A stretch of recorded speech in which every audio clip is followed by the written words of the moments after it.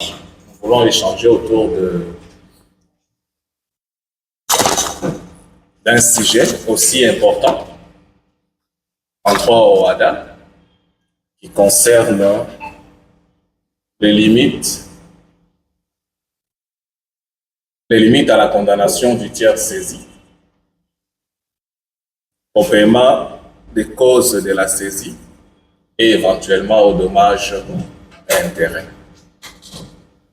C'est-à-dire dans l'organisation de la procédure qui vise à permettre aux créanciers de recouvrir leurs créances, il y a trop souvent une troisième personne qui entre en scène dans cette relation qui est d'abord principalement entre un débiteur et un créancier.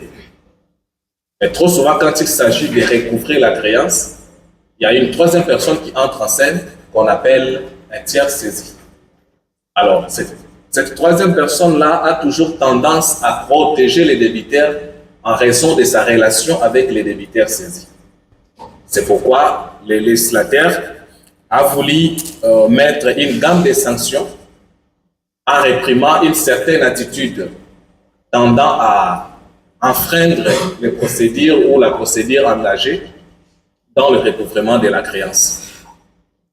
Et cette condamnation ou ces sanctions prévues par les droits communautaires contre les tiers saisis n'est pas absolue, elle est parfois relative parce qu'il y a certaines conditions aussi qui doivent entrer en compte lorsqu'il s'agit de sanctionner un tiers saisi pour son comportement. On ne peut pas sanctionner un tiers saisi pour des faits qui sont bénins.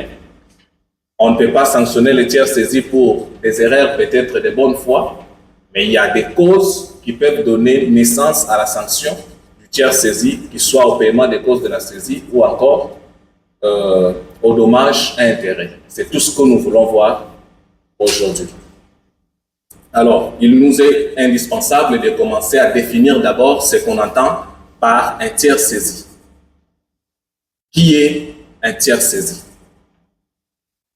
La loi a donné sa définition. Je peux toutefois lire d'abord ce que la loi dispose quant au tiers saisi. Les doctrinaires ont aussi donné leur définition, leur entendement sur les concepts de tiers saisi. Qui est-ce qu'on peut appeler tiers saisi? Qui a la qualité de tiers saisi? L'article 1er-1 dispose ce qui suit. Les tiers saisis en matière de saisie sur une créance est défini comme personne tenue au jour de la saisie d'une obligation portant sur une créance des sommes d'argent nées d'un rapport de droit qui implique un pouvoir propre et indépendant à l'égard du débiteur. Ça, c'est lorsqu'il s'agit de la créance ou de la saisie pratiquée sur des créances qui portent sur des sommes d'argent. C'est cet aspect-là qu'on peut entrevoir les tiers saisis. Alors, lorsque la saisie porte sur un bien autre qu'une somme d'argent, un tiers saisi est défini comme la personne détenant au jour de la saisie pour les comptes du débiteur un bien sur lequel porte la saisie. C'est la définition légale. Alors, en dehors de cette définition légale, il y a un doctrinaire, notamment les patrons de ce cabinet, Maître Abaya, qui définit les tiers saisis de cette façon.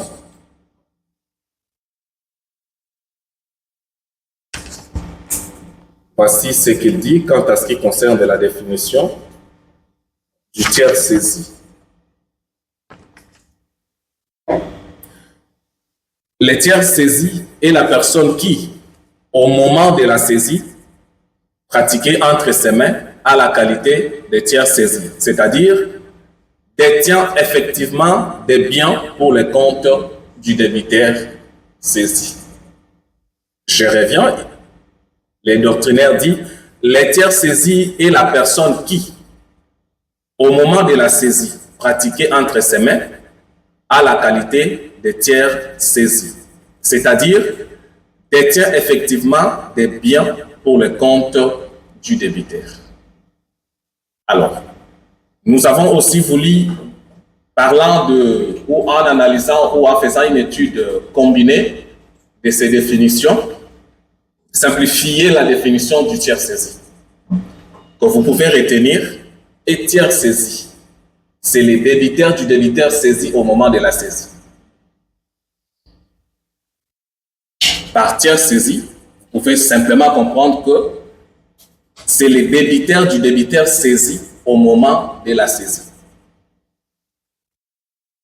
C'est-à-dire, tout celui qui est débiteur d'un autre débiteur contre qui le recouvrement est engagé, celui-là est tiers saisi lorsque la saisie est pratiquée entre ses mains.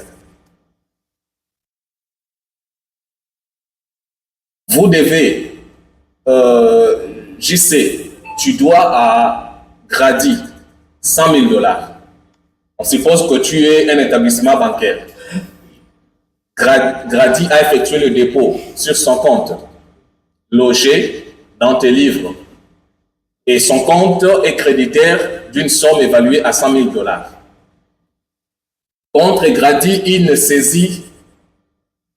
procédure de recouvrement est engagée des créances. Et l'huissier mène des enquêtes, se rend compte que chez toi, Grady a un compte. Et dans son compte, il peut y avoir de l'actif.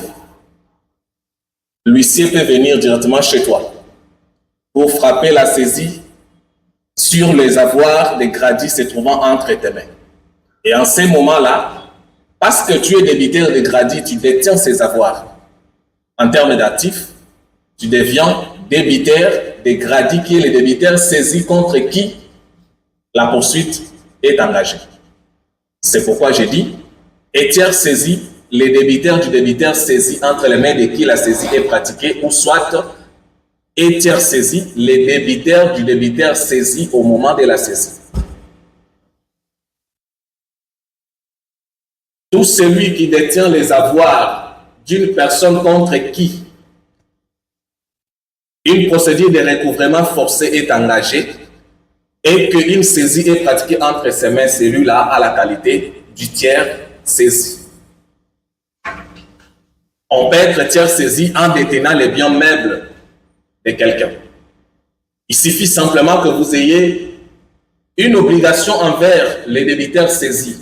Et lorsque la saisie de ces avoirs qui se trouvent entre vos mains est pratiquée, en ce moment-là, vous avez cette qualité de tiers saisi.